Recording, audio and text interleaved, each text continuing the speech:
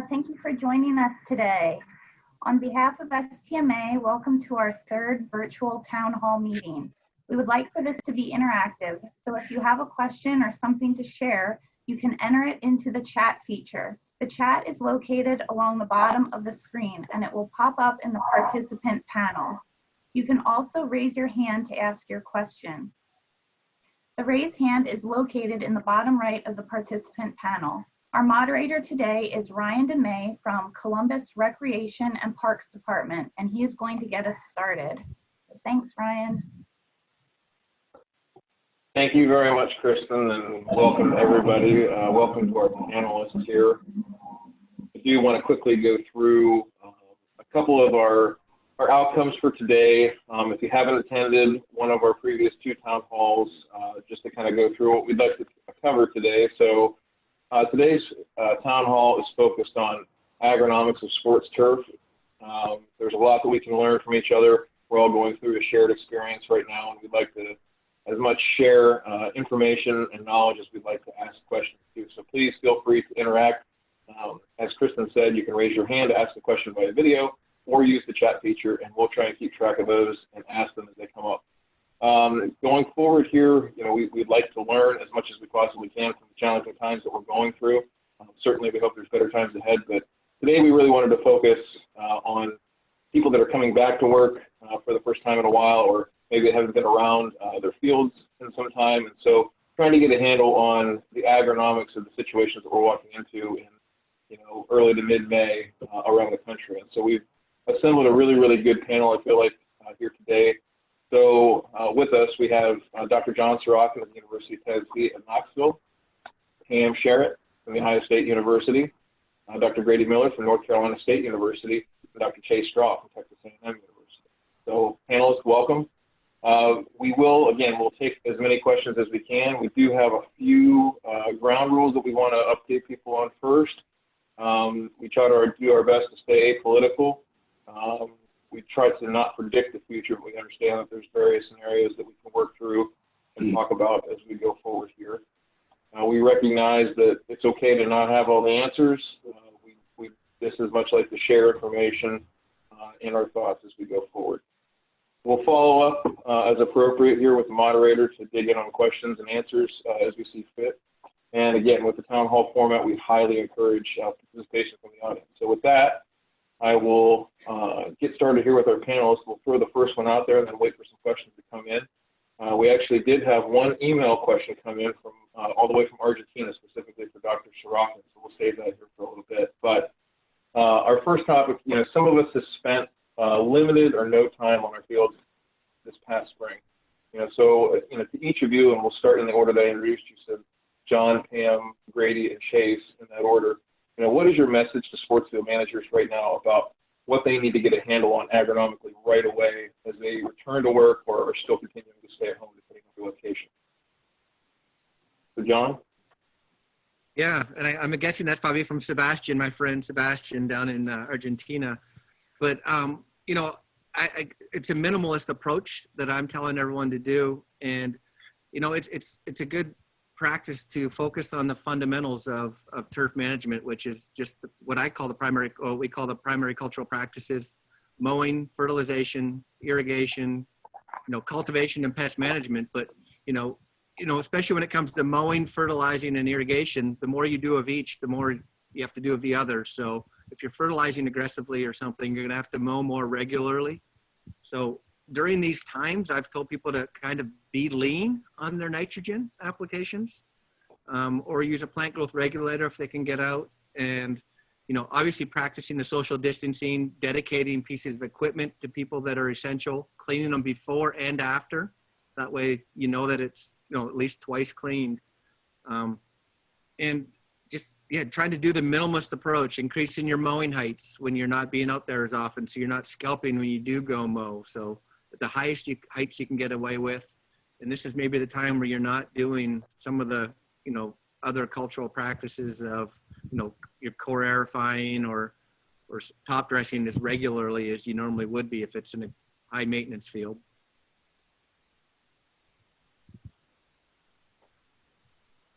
Absolutely. Pam, we're just starting to trickle back here into Ohio on the fields and whatnot. What's the first thing that you're telling folks to look at, kind of get a handle on as they come back to their fields? So agreeing with everything John Sorochan said, it really makes us step back and look at the fundamentals.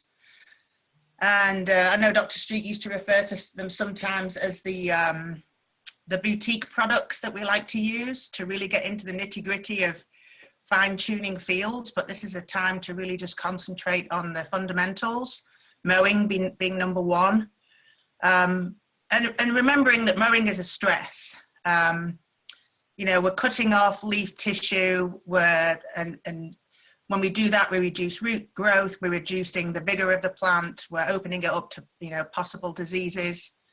And so, as John said, the more we do, it works both ways. The more fertilizer and irrigation we put out, the more we have to mow. But the more we mow, the more we stress the plant, the more we have to use those other cultivation practices to take care of our grass. So actually think about this as a bit of a rest, a bit of a vacation for grass right now. We can allow it to grow taller, and we don't have to worry about recuperation from play. So we can allow it to go a little taller, and we can cut back on some of those other practices because the grass isn't under stress, and just have a really good plan for bringing those mowing heights down once the athletes come back on the fields, and we need to get them back down to those short mowing heights. Another thing that I think is a major issue that I'm seeing in Ohio, and I'm sure it's around the country, a lot of people did not have the chance to get a pre-emerge down before lockdown. We locked down pretty quick in Ohio. We were locked down by early mid-March. So some people didn't get the chance to get pre-emerge out, and so you've got to be thinking about, we're probably going to have crabgrass out there. It's been pretty cool in Ohio. I think we're only at growing degree day 292 right now at a 50-degree base. So we've had a cool, dry, semi-dry few weeks in Ohio. But the crabgrass is going to be every bit as bad as it was last year. And if you saw crabgrass pretty bad last year, you need to plan for that this year. If you didn't get a pre-emerge out, it's too late now in Ohio to just rely on pre-emerge. It's too late for that, but there's still, talking with Dr. Gardner yesterday about the approach to it, there's still the best opportunity to put a combination pre-post out right now, sort of catch the tail end of the germination for crabgrass, and then have a post approach moving forward. So that might be something. Weeds are pretty prevalent right now. When I go out and I look at fields, certainly at the school and park and rec level, there's a lot of weeds out there. And, you know, some of that might be aesthetics, but some of it's definitely going to come into playability when our athletes do get back out there. If we've got things like prostrate knotweed that aren't checked, you know, they go dormant in October if we're playing on fields, and they go brown and die, and then we end up with a mud bowl. So I think with mowing, possible weed control maybe on infields. A lot of school fields aren't getting dragged right now, so that might be an issue. How are you going to deal with infestations of weeds on infields if they're not being dragged? Judicious use of fertilizer and irrigation, I agree with John on that. So just, you know, putting together a real judicious, slow release, half rate applications of N moving forward, just to maintain color. We don't need to be worrying too much about recuperation right now. So just focus on the basics. Look at weed control programs, possibly if you have the budget. I don't think anyone at this point, this might be something that's worth discussing. Is anybody at this point going to get anything approved, or is there funding freezes across the board? So how do you, if you don't already have an arsenal of weed control products and nothing's going to get approved, what do you do? So I'd like to hear maybe from some of the field managers of some of the innovative things they can do if they can't buy products right now. So with that, I'll hand off. So Kim, while you unmute Grady, Grady, what are you seeing down in North Carolina as far as folks returning to work or still being at home, and how they're dealing with walking into fields, and what you'd ask them to focus on as soon as they get back? Yeah, it's interesting, both John and Pam's comments. I think a lot of what they're going to see is going to be dependent upon their weather, where they're located, and also how much use their field is getting. some of the fields are closed and no one is using them, and some of our parks and recs have remained open despite the fact people are not on them. And same with some of our high schools and secondary schools. So I think you may see a different approach whether your field is being used or not. And certainly with Bermuda grass, at least, the further south you are, the more you're going to have to deal with the issues. I know I took a research area out of maintenance. It's been almost 3.5 weeks now, and I was looking at it yesterday. And I think with a quick mowing, it could be used tomorrow. I mean, we're starting to see some weeds come in, but it had one fertilizer application and one round of pre-emergent put on it before it was locked out. So depending upon what you got to do before you vacated your field or your premises will make a big difference. And I think what you're going to have to concentrate on when you come back, and also how it's being used. But it's, you know, cool weather has been our friend locally, but if I was in southern Georgia or Florida, it might be very different right now with what's going on for them. So it's going to vary with each scenario. But John and Pam covered a lot of ground. So I would Chase, you're well traveled. But no, that's fine. That's fine. So yeah. Chase, you're pretty well traveled. You've been around. What do you think people are seeing, and where would you tell them to focus their energy and effort? Well, they put the youngest guy last, so they took all of my ideas. But I don't really, I don't really have much else to add to that. They pretty much covered all of the basics. I do know that if you are able to go in to work and to actually do your job, I think it's a good opportunity to kind of educate those other essential workers that you may not have had the opportunity to in the past to kind of talk about and show what you do as far as managing the fields. And an example was today I saw on Twitter, we had our athletic director mowing Kyle Field, which I thought was pretty cool. I don't know how Nick McKenna recruited him, but he did. And, I see that as a really good opportunity, to go ahead and start communicating those expectations for the year when you're around those types of people, and really kind of setting the bar for, the struggles that are probably going to occur coming out of, as we start slowly opening up, and just be vocal with those expectations of how you expect the field to be, what you need to make the field safe and playable, and just open up that dialogue with some of those kind of folks if you're able to go in, because if you're working now, you're an essential worker. So if you're around other people, they might have some kind of influences on the resources you're able to get to manage the fields. Now might be a good time to start communicating that. Agronomically, though, I think Pam and John and Grady kind of covered everything. No, some good points there, though, about opening up that dialogue with those stakeholders, trying to get ahead of that for sure. So, we did have a comment down here, Pam, to your point. Weston Offset from the Columbus Clippers just commented about spending freezes and how, in his situation, doesn't have fungicides on hand, just was going to order those sort of a la carte depending on the weather and situation. Obviously, that's not going to happen now. So he's talking about a couple of the cultural practices, pulling 3/4 inch cores at 2.5-inch spacing. This is his third time going to the field this spring.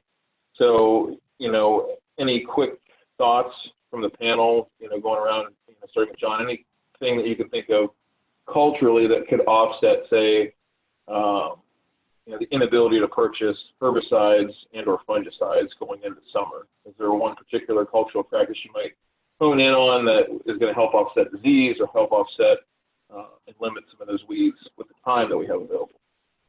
Yeah, so John? Yeah, I think, some of these times are these taking things that we've learned from other maybe disciplines of the golf course putting green management is a great one. I think one of the things that is underutilized in the sports turf world, which used to be used a lot years and years and years ago, is rolling.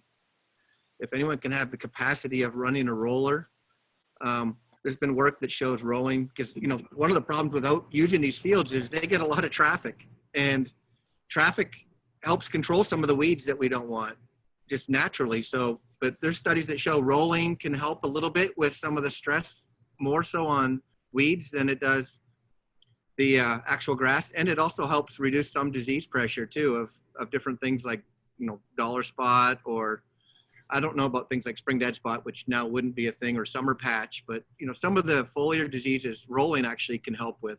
So just increasing air movement for disease pressure if you've got disease pressure. But, you know, rolling is one of the things I think if you could get out there, it's an easy practice to pull behind a cart or something if you've got a big drum roller. Yeah, Good thoughts there, Pam. adding to that, yeah, I agree with John on the air movement and rolling. The way that diseases work typically is that if we have extended periods of wet leaf tissue, and so again, you know, golf course superintendents get out there and we called it a switch, I don't know what you call it over here, but they switch the greens first thing in the morning. They have the switches and they knock that dew off, and you can do that with, you know, mow first thing in the morning, or have some kind of attachment to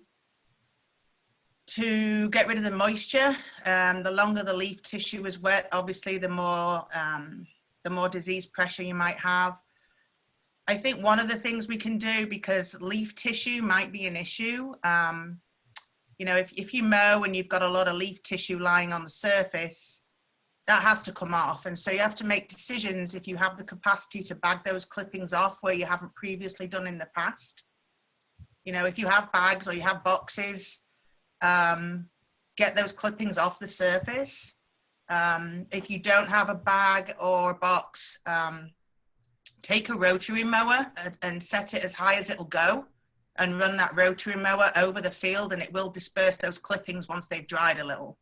I looked after a field last year that when I first started mowing it, I think it was about 8 inches tall. And that was my strategy. I would go behind after each mow with the rotary blade set as high as it would go, and it would help to disperse those clippings. So keep clippings off the surface, keep the surface dry, keep the air circulation going if you can.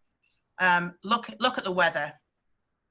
You've got to look at the weather, you know, and if you're looking at the weather and we've got high temperatures and very high humidity, and you've got perennial ryegrass and you know it's susceptible to gray leaf spot or brown patch or, you know, pythium, you're seeding and you're worried about pythium, maybe those are instances where you could go to your administrators and go, look, this is the perfect storm. This is the disease triangle, and I'm going to explain this disease triangle to you.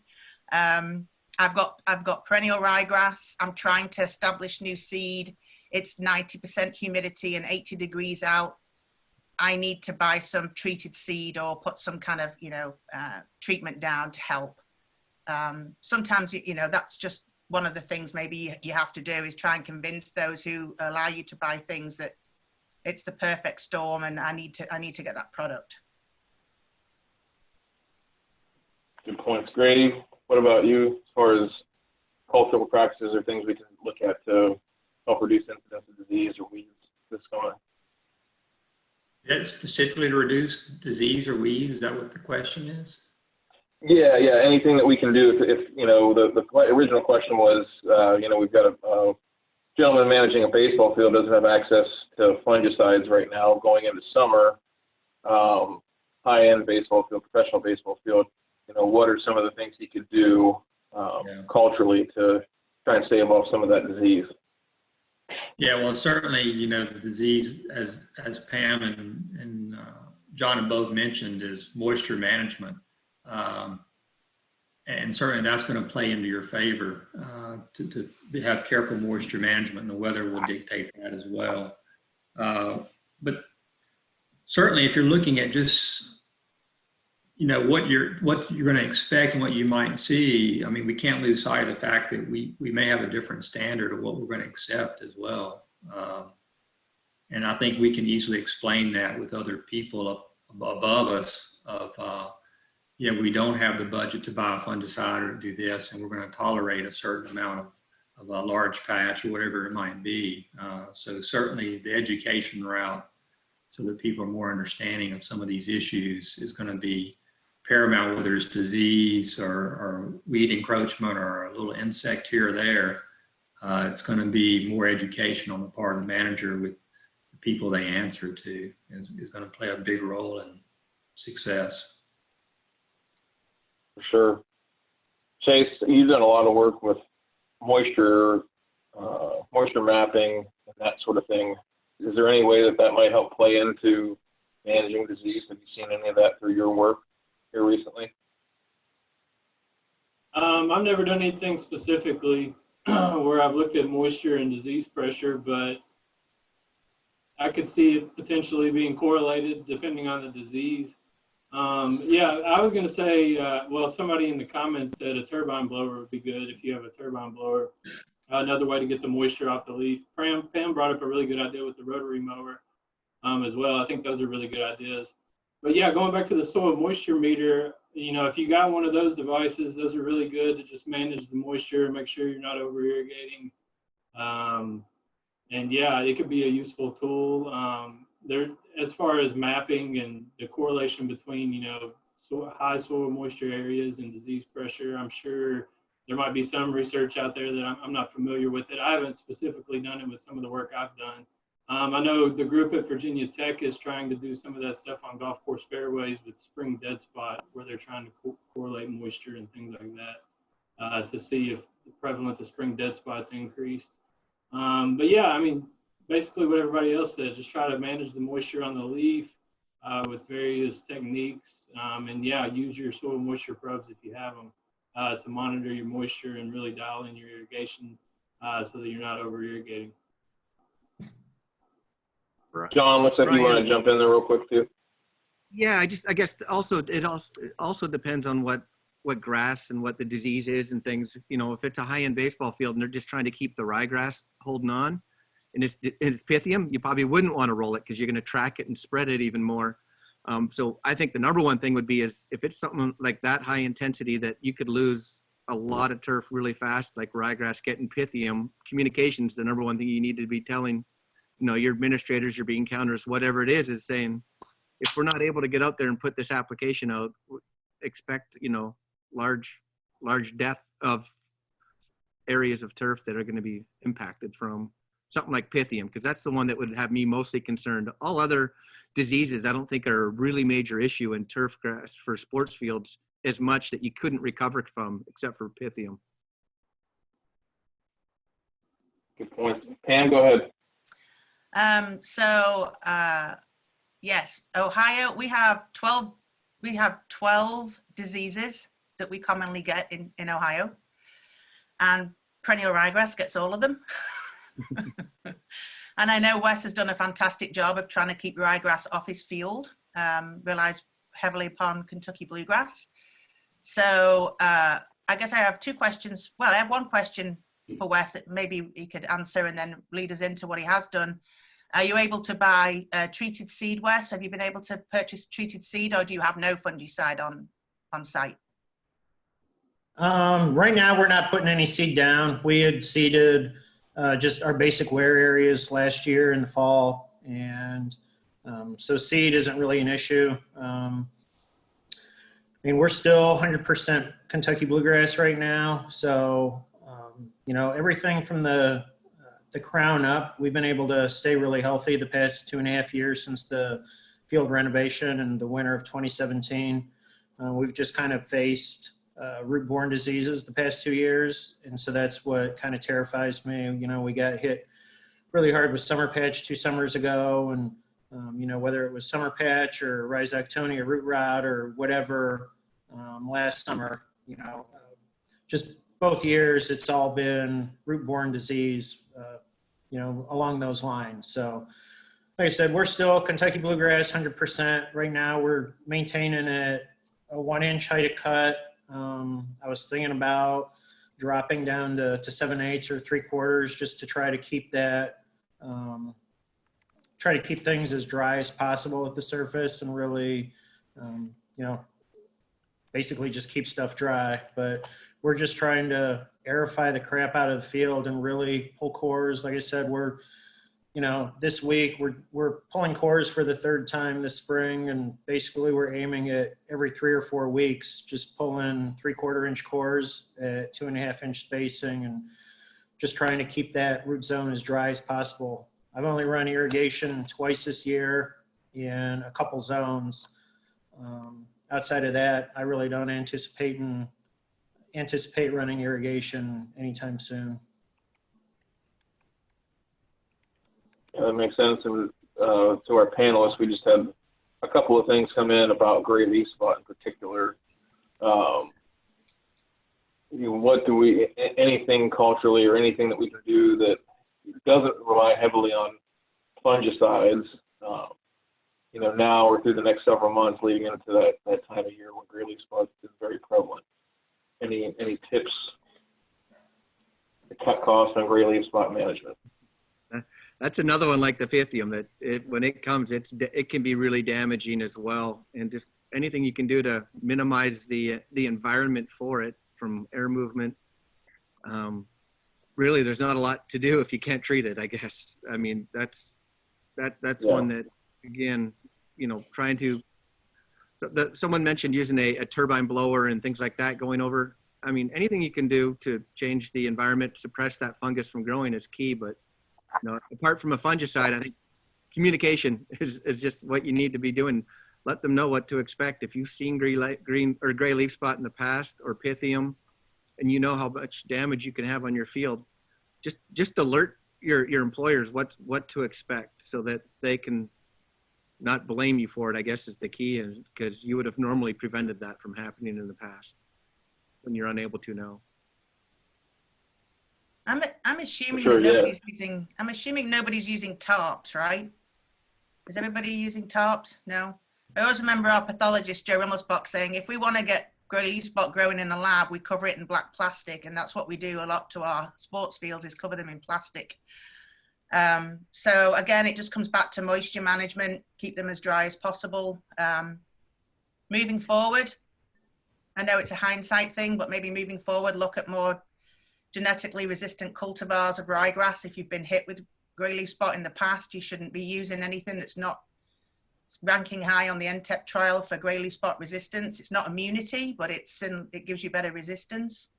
And just be vigilant around the hurricane time, end of summer, early fall is where we typically see it. Good diagnostic skills. I think the diagnostic labs are starting to reopen. I know at Ohio State, I think the lab is starting to reopen, and Joe put a message out, our pathologist put a message out about how to get samples to him. So it's, unless you're a pathologist, it's really, and even then, without a microscope, but to tell the difference between brown patch, gray leaf spot, and Pythium can be really difficult. So it's kind of good news, I think, that the diagnostic labs are opening back up. Make sure that you diagnose it correctly in preventing it, soil moisture management, genetic resistance. That's it. That's all I got, man. It's like John said, once it hits hard. It has a really short incubation period. So by the time you see it, it's too late. No doubt. Okay, moving on with our agenda here is, supply budgets are invariably going to take a hit. Starting, John, with you, what are some areas that you think that sports field managers can safely cut some costs with regards to fertilizers, control products, top dressing materials, and still maintain an acceptable quality with their fields? Ever since I was a student back in the early 90s at Michigan State, and I got to see a lot of Dr. Paul Riekke's research plots, I never saw anything outperform just straight urea when it came to all different types of fertilizer products. I know the fertilizer companies and salespeople don't like me when I say that, but simply fertilizing with straight urea, you could, at least, especially in 1 year, 2 years, it's not going to cause any problems. And that's really economical when you look at what it would cost per acre to apply just to sustain growth, recovery from traffic and damage. No product, no fertilizer product, in my opinion, will do any better than just putting nitrogen out there in the urea bit. There might be time for something's limited in a sand-based So I think short term, you could save some money on some fertilizers when you get back to it using just urea based product initially. You know, raising your mowing heights and reducing some mowing frequencies on labor, I guess that would be the other one. I hate to say it because it costs jobs and things, but some people are going, like, you know, our facilities people are going with these autonomous mowers a little bit. And while it costs $4,000 to do it, they can mow, and they're actually improved the technology where they can get a pretty good cut. And that's getting, maybe not used on your athletic fields, but use it on other areas in your facility that you're maintaining, that you can kind of take out some labor and apply it to areas that you need to intensify. And then the site-specific management, you know, maybe you're not coring your entire field, but you're coring goal mouse, center of your field if it's a football field, you know, just the lacrosse goal mouth when it's on a lacrosse field or wherever. So site-specific management of areas as well. And even with some of the herbicides, you know, you're always going to do spot treatments anyways with those. You should for broadleaf and stuff like that. Don't do a blanket application except for a pre-emergent, I guess. Kind of what I would. Definitely makes sense. Pam, your thoughts on kind of transitioning out and maybe cutting some costs on some of those line items in the budget? I agree with everything John said. Site-specific management is something we don't talk about enough. I think there's something we should try and get out there, more of a message. Site-specific management will considerably reduce costs. You know, one of my favorite things I ever saw was years ago, we went to the Browns practice facility and saw Chris Powell up there. We went to the practice facility there, and I don't know if you guys remember, but he mows the outside of his practice fields at a different height than his practice field. And he said it helps with turning around the mower. It doesn't damage when he does the turns, but it also put this perception out there that his field was very special. And he said where players might walk across the field, when he started doing that, nobody would walk on his field. So I think some of the things we can do, it can be sort of clever, you know, we can still carry on with the fundamentals of, you know, basic fertilizer, like John said, urea is urea is urea is urea, and it's going to give you the best bang for your buck. I 100% agree with John on that. Site-specific management, spot spraying weeds. Do something creative that doesn't cost a lot of money, but really starts to make people think about the special areas that we've got. You know, concentrate on your showcase areas and just mow them really well and stripe them up, edge them, you know, nice, crisp, clean edges on your baseball infields. They might forgive a lot of the other stuff that they see if they start to see, you know, some of those finer details. I think we always say about player safety and player performance being the most important things with our fields, but right now a lot of it's aesthetics.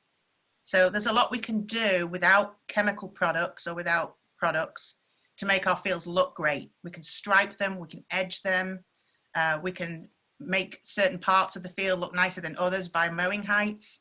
I was going to get this quote in my article for the magazine, and I didn't have room to do it this month, but I love this quote from Andy Oman, okay? I don't know if Andy's on or not today, but he has this notice in his shop that says, nobody notices what we do until we don't do it. So I think now is an opportunity to do some of those things and showcase. We don't have any traffic and wear. At least right now we don't. That's going to open up soon, but I think it's a time to showcase what we do, and that shouldn't cost a lot of money, you know, mechanical edging and striping and those types of things. So that's all I have. Grady, your thoughts on areas that trim line item wise in the budget for supplies? Yeah, I would, to reiterate some of the things Pam mentioned, but, you know, manage fields differently. There's nothing that says that every field has to be managed the same way. So we're not getting a lot of play because of sports not being there. You know, maybe take some fields out of some mowings and maintain them less often. And then you can bring them back online later. So kind of site-specific management of your facilities as best you can. So if you have 8 fields on a facility, maybe 6 of them or 4 of them get a higher level of maintenance than another. Be one area. We see some people bringing out more rotary mowers they might have used for more of a rougher area. They're putting them on some of their fields now because they can mow quicker, fewer people because they don't have full staff. So using some of your other pieces of equipment maybe that you wouldn't have normally have used on fields, but considering doing that would be another area. I've had people tell me it was a great time to look at their inventory of their chemicals and fertilizer and actually clean out some products maybe they haven't been used because they weren't favorite products of theirs, and getting rid of some fertilizers or products that just kind of in the back of a shelf. So certainly a good time to take good stock in what you have available and dusting off some of those products or machines and getting those out there. For sure. Chase, anything to add on whether it be fertility or pesticides, top dressing those specific line items that influence agronomics in our budget? I mean, nothing specific I can think of. I mean, I do want to reiterate, I think this is a really potentially important time to do site-specific management and treat different areas of the field differently. No more, I don't think blanket applications are needed anyway. Anybody who's familiar with the work that I do. But I think now's the time to really start honing in and practicing site-specific management. Yeah, as far as that, you know, I got nothing else to add. Kind of last here, so everything's getting taken. You're gonna get the first one next time. It's coming back around to you. We're gonna do a reverse skate on this question here. So with this one here, same thing on the budgets. You know, labor budgets are gonna take a hit.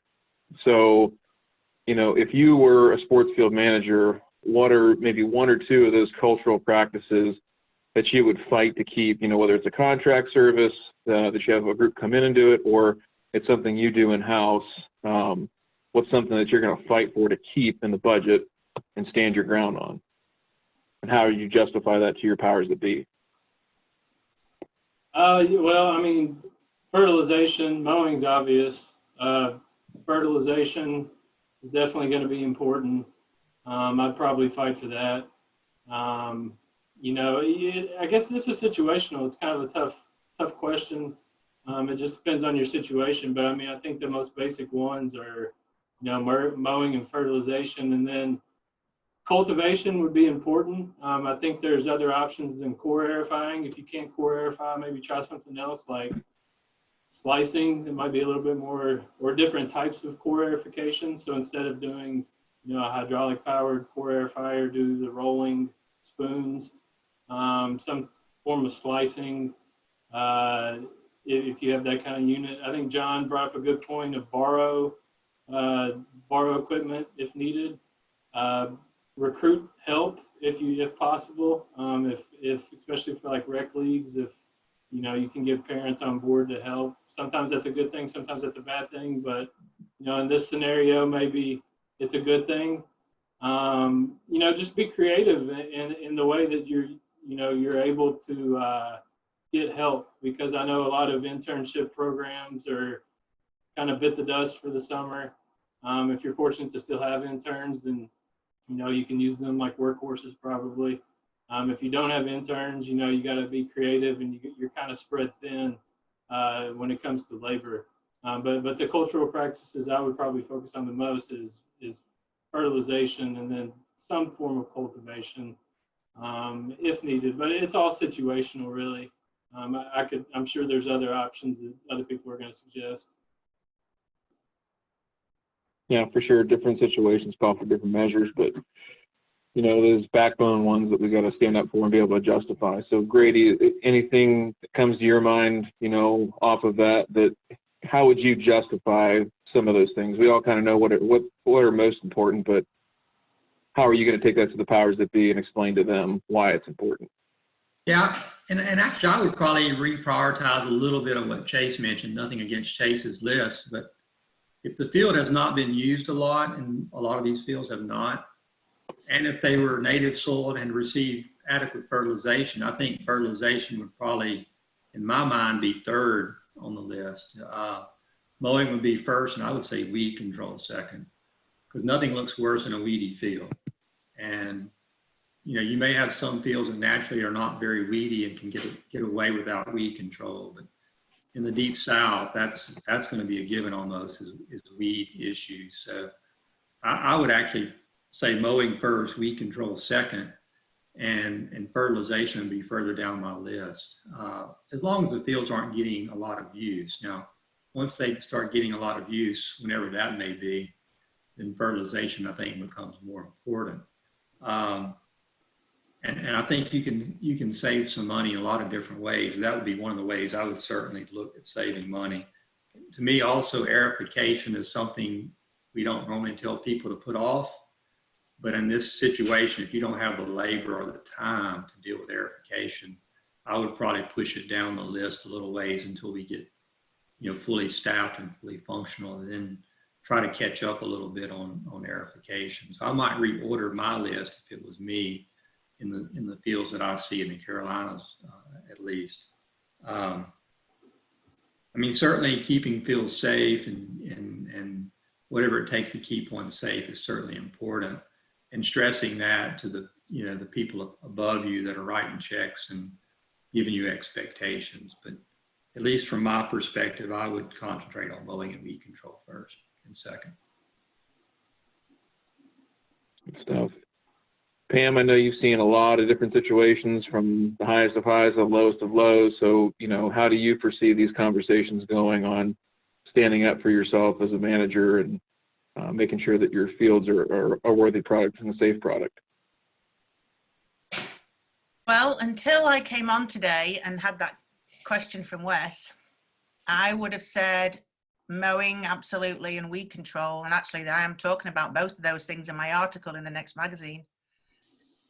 But if you're at a high end and you're managing grasses that get devastating diseases like summer patch, Hithium, brown patch, gray leaf spot, this isn't something they recover from. This is something where you can lose the entire stand of grass. So I've seen whole soccer fields go down to gray leaf spot in a few days. So obviously it's case by case basis, but if you're high end and you've had a history of devastating grass killing diseases in the past, I think that has to be up there as something that you have to try and communicate. And it's difficult to communicate what that looks like if they've never seen it, because you've done such a good job of preventing it over the years. I can send you some pictures if you like of dead grass fields, entire soccer fields, if that'll help your case. I think aeration and top dressing and all those other cultural practices as and when, but my top three would be mowing, weed control / devastating disease prevention and control. Very good. John, your thoughts? Yeah, kind of like Chase, ditto on everybody. I liked Grady's point of mowing is the priority of the cultural practices to focus on, and just being lean, sustaining growth, but being as lean as you can on the fertility, so it's not overly growing, because even being too much fertilizer can cause thatch on grasses like bluegrass or Bermuda grass. And during these times when it's not getting used, trying to keep that lean, focusing on the mowing, but limiting how much you mow. And that's why, saying again, at the highest height of cut, it's such a variance from high-end fields who are taking big cuts to low-end, city park and rec fields that have limited budgets per square foot. If you want to look at it that way, that where do you prioritize things is extremely challenging on a lot of that, in my opinion. But just emphasizing the high wear areas where you can get out onto them. But that's pretty much echo everyone. For sure, we've definitely had a lot of site-specific. I think everybody sort of touched on that, of how critical that is to really be really focused on those high-pressure areas, whether it be disease or traffic, from previous seasons, that sort of thing. So, had some comments come in here. We've got, let's see here. Mark Holder from Roswell, Georgia, shameless plug. He's got a 41 field rec and park facility down there in Roswell. accepting interns. So if anybody's interested, they can reach out to Mark. Matt Anderson from Toro, he says an ounce of prevention is worth a pound of cure. And I think that's an important point, and that goes right into what Ryan Bjorn said. Quote unquote, devastating turf killing diseases is a great phrase to scare some sense into the higher ups that are controlling and withholding the budgets. So, the messaging and the phrasing, well done, Pam. Way to inspire fear in the hearts of the bean counters.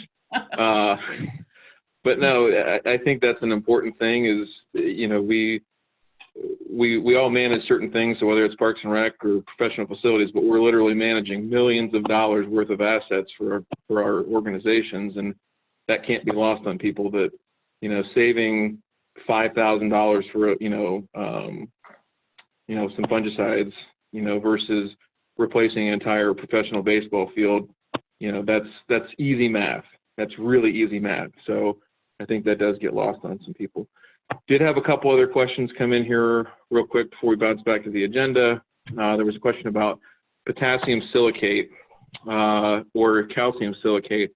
Anybody have any thoughts about using those types of products to protect against wear and promote resilience in the plant? Anybody want to raise their hand and jump in on that one?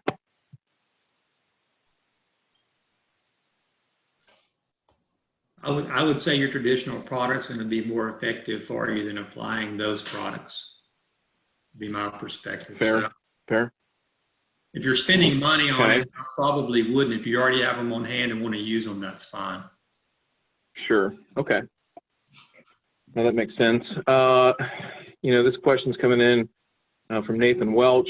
Anyone using wetting agents or surfactants to help in moisture management? So I guess I'll pose this to the panelists. Do you see those types of products as, justifiable expenses in current times? I mean, obviously every situation is different and that sort of thing, but is that one you go to one side or the other and say yay or nay, we should fight for and use wetting agents or surfactants during this summer? I think it's a very valuable product, but I would prioritize other products in front of it, would be my perspective. Yeah. Chase, any thoughts on that with moisture management? Yeah, kind of the same. I mean, unless you have a sand-based field that gets localized dry spot, it would kind of be lower on my list as well. John, Pam, anything to add on wetting agents and surfactants?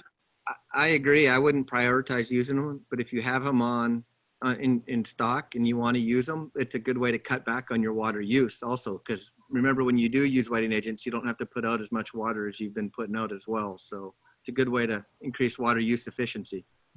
And if you're in an area where you're using city water or whatever and it's expensive, it'd be a way to potentially cut back on some of that budget. Yeah, definitely. Those are unseen costs a lot of times with the sports field managers, and those are things that, again, can tip the scales in favor of, again, saving a couple grand on the water bill versus $1,000 for products. So definitely, know your numbers and know where that money's going to and coming from, for sure. So Ryan Bjorn chimed in again here. Pam, he says we need to get that your quote on a business card so they can hand it to their higher ups. So if you can have those printed up, that'd be great. Because people aren't scared enough right now, right? People aren't scared enough right now. What's that? So people aren't quite scared enough right now. We'll get it. We'll get them in there. Don't worry. We have Greg Chorus. He said they do use surfactants and wetting agents, an important tool in his opinion. So I think you're going to find definitely mixed opinions on those, and especially where they fit right now with these challenging budget times. So, kind of our last question here to wrap up is, from an agronomic perspective from each of you, how can sports food managers best manage as we go through a full year that's going to be full of unknowns in terms of resources and usage? So what are some of your key messages to the people that are listening now and will watch this later on in a recording to get through this year? So Chase, we'll start with you. We'll go reverse gate one more time here. I mean, my advice would just be hope for the best, but expect the worst. I'm sure budget cuts are coming. They're coming at least on our side, the academic world. You know, use what you got wisely, prioritize based on needs, given your current situation, and then just communicate. I think that's the biggest, and I know it keeps getting reiterated, but you're going to set yourself up for failure if there's some kind of shock to your field because you didn't communicate, you know, the possibilities of what could or couldn't happen ahead of time. So communication really goes a long way. And, you know, maybe prepare people for situations you might foresee happening. I think that would definitely benefit you. Hang in there. I know a lot of guys and girls that are kind of working now, but it's not the same. So like Division I athletics, for example, they don't have baseball going on. They don't have softball going on right now. Maybe enjoy that time off if you're able. You know, you're not working 100 hours a week. Take advantage of that time with your family. Because I'm sure once fields and sports start ramping back up, you're going to be back at it. So try to look at the positive of the situation if there is one. Yeah, that's all I got. Very good. Grady, your message to the folks listening? Well, be flexible. You don't know what's coming around the corner. I would encourage all of them to be talking to their vendors because you don't know about the supply chain, what's going to be available and not available when you can purchase it. So, you know, make sure you have a good set of vendors you're dealing with and purchase items as you can when you can, particularly important items for your facility. But certainly flexibility and education, educate those people around you as much as you can because, you know, you don't know where it's going. You know, even within a university situation, we talk about getting things going again, but there's a second wave of infections. We may shut down again. So you don't know where you're going to be 4 weeks, 6 weeks, 8 weeks out. So do things while you can, when you can. But as Chase said, anticipate there's going to be some hiccups along the way. Very good. Pam, your thoughts to share with the group? Agreeing with everything Chase and Grady said. You know, I heard a term recently that always makes me think, you know, we used to talk about sustainability and I think start to think about the word resilient. How do we make our fields resilient, our facilities resilient? We obviously can't predict the future, but, you know, what are you going to do if there is a second wave and we get locked down again in the fall? Plan for that. Try your best to plan for the unexpected and to be resilient, flexible. And then my last thought will be on this subject will be mental health.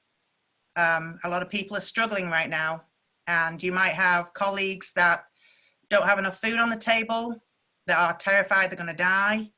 I'm full of happiness today, aren't I? But I would say mental health, you know, look after your staff, look after yourself, look after your family. That absolutely comes first. Very good. John? Again, I agree with what everyone has said. And, you know, I think take advantage of this downtime for yourself and the close ones around you at the same time. But planning for the next year, plan of 3 out of the 4 things you think you could do in terms of management or even budgeting and things that you can maybe hopefully accomplish, because I think a realistic 25% cut will be something that's happening. I haven't done it yet, but as I'm starting to look at it, it's not completely unfamiliar. We'd had this in 08, 09 with the market crashes and the housing crashes and things like that. And, a lot of the golf courses were shutting down, or their budgets were being slashed 25, 30, 40%, some of them 50%. So I need to go back and look and see what they were doing to get by during those times. And it was a lot of city parks and recs and athletic fields. So we got to go back and look at some of the literature that how people got through it in those days. Or, we like to forget when times are good. And right now, hopefully a lot of people stockpiled a lot of fertilizers and products while they were well, times were good, but you know, the next time, if you do get some of your budget to go, you know, start stockpiling like you did the toilet paper, I guess.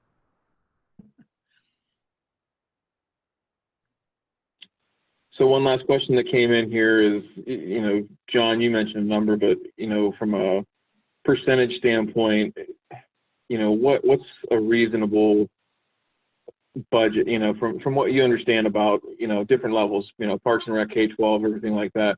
At what point do you think we get past a critical point and we really are going to be examining what fields look like and how they play differently and that sort of thing? That's kind of the question that was posed to me, is how big of a cut could we take and still be somewhat quote unquote normal? Yeah, that's a tough one, because every level of field has a different level of budget and expectation and different grasses. You know, one of the nice things about being able to have Bermuda grass is it's very resilient. It'll come back and grow really quick. But if you've got some cool season grasses like bluegrass or ryegrass that gets overtaken by weeds, it's hard to convert it back. So I don't know. I mean, and then the safety factor comes into a component. What's safest, you know, when it comes to the best? So that's a tough question. I don't know. I have an answer for that, because no, and I'm not sure that anybody does. And I think that's just really where people's heads are at, is that they're trying to think about it, you know, in the big picture sense of, okay, hey, they're talking about percentages and numbers. Mm-hmm. What does that equate to for my field? And they're having a hard time drilling down on that. So that might be a topic that we explore here in the future on our town halls, is, you know, maybe working through what 10% might look like in an average budget and working from there. But Pam, I agree. I'm sorry, go ahead, John. It's just, what do you quantify as your priorities of what to cut and slash from a, you know, 5, 10, 15, 25% budget cut? And, you know, that's probably not something to come from the academicians that are on the panel today, but that's someone like a Tim Van Loo to Sun, to all the different people out there that I see that are panelists. You know, where would you prioritize in what you're spending on a daily basis? You know, from what we've said in terms of prioritizing mowing, you know, a little bit of fertility, but being lean. So it'd be interesting to hear from them. Sorry, yeah, no question. And I think that's kind of where we'll end up taking it, is that the practitioners and those folks in the field that maybe did go through this in 08, 09 on the sports field side, and maybe pull some people in from golf too. But any other questions from the group? Any other comments or things they want to offer from the panel before we wrap up for today?